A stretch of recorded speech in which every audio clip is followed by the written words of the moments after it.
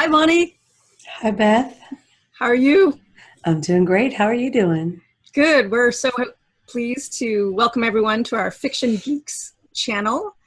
And we are a couple of writing coaches who are super excited to share with you what we know about fiction because we're also fiction writers.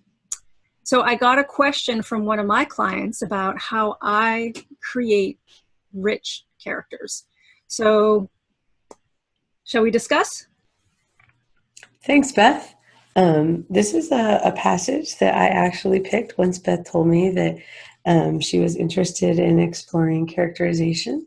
I picked it because V.E. Schwab, this book is her book, A Gathering of Shadows. She's really good at characterization and just letting you know in a few words who her people are. And as the story progresses, she's really good at unfolding who the people are through the story.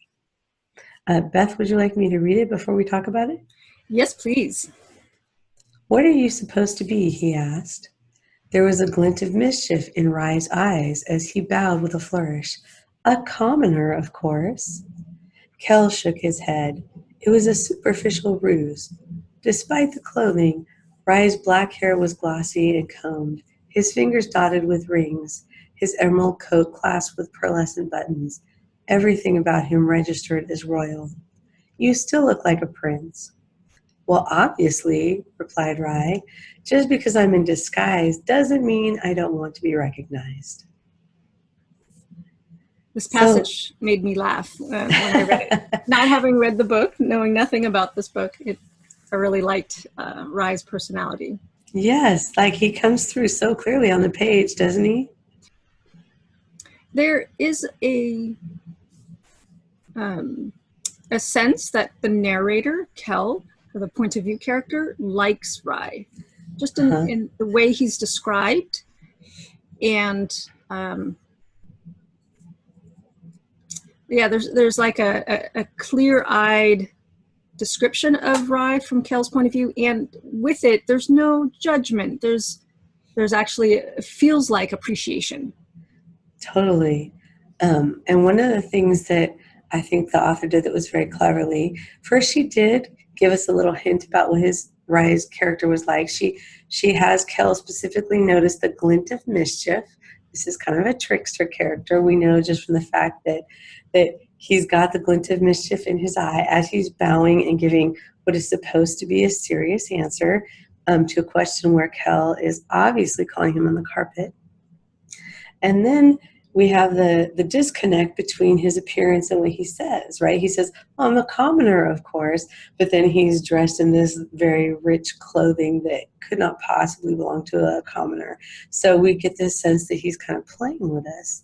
And then we get in this dialogue that's back and forth, where Kell is kind of playing the straight man and Rye is being the sly one, where Kell is just like, but you still look like a prince. And then Rye kind of says with a wink, well, of course, just because I'm in disguise doesn't mean I don't want to be recognized. And even though we don't see a physical wink, there's obviously a wink there in how Rye is presenting himself and his reasoning. So we see like dialogue is conveying personality because of the way the characters are talking. We see the description of how they're dressed in contrast, or how Rye is dressed in contrast to what he says, so we can tell that there's a disconnect there. There's like something's going on that is not completely on the surface there.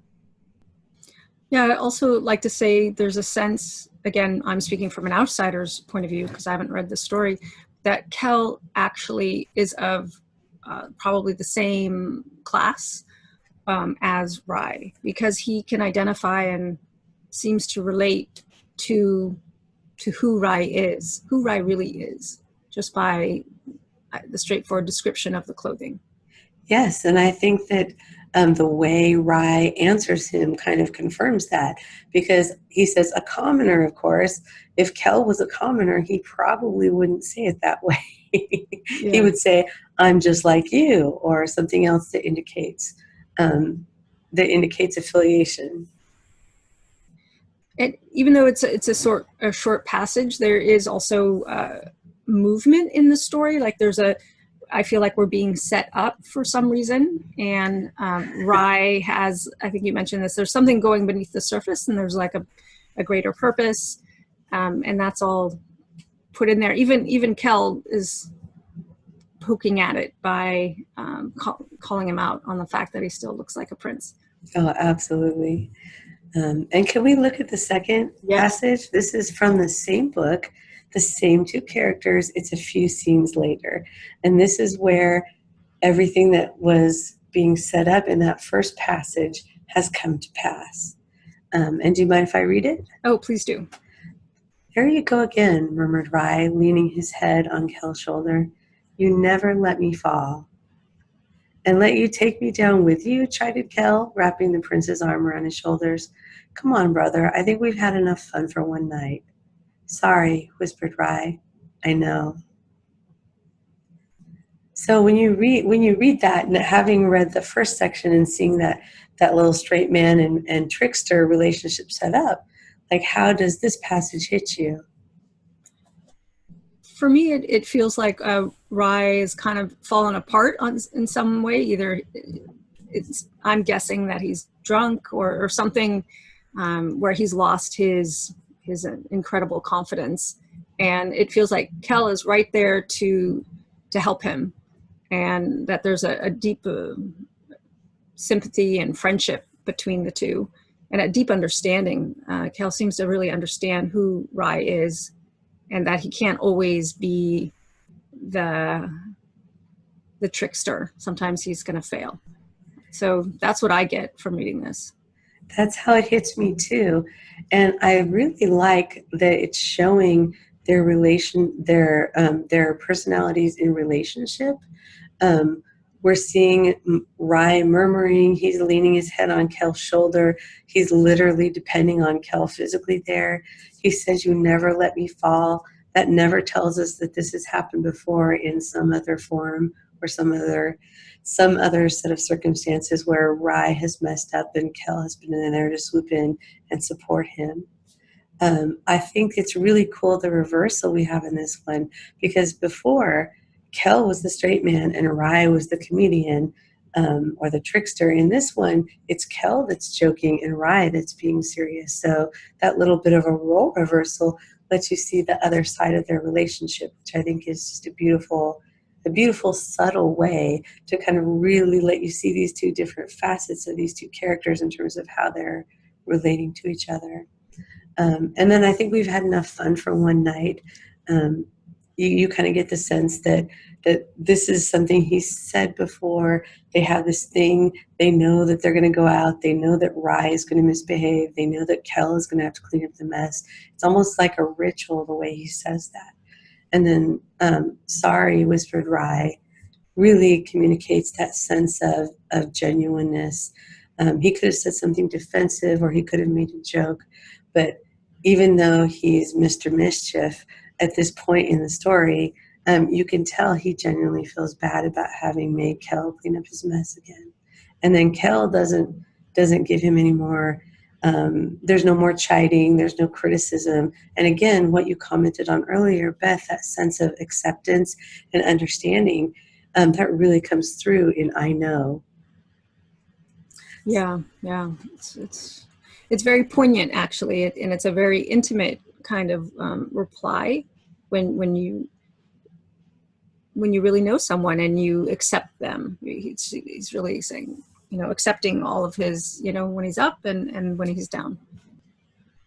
So this is the kind of thing that Beth and I both do, and that a lot of professional writers do when they're trying to hone their skills.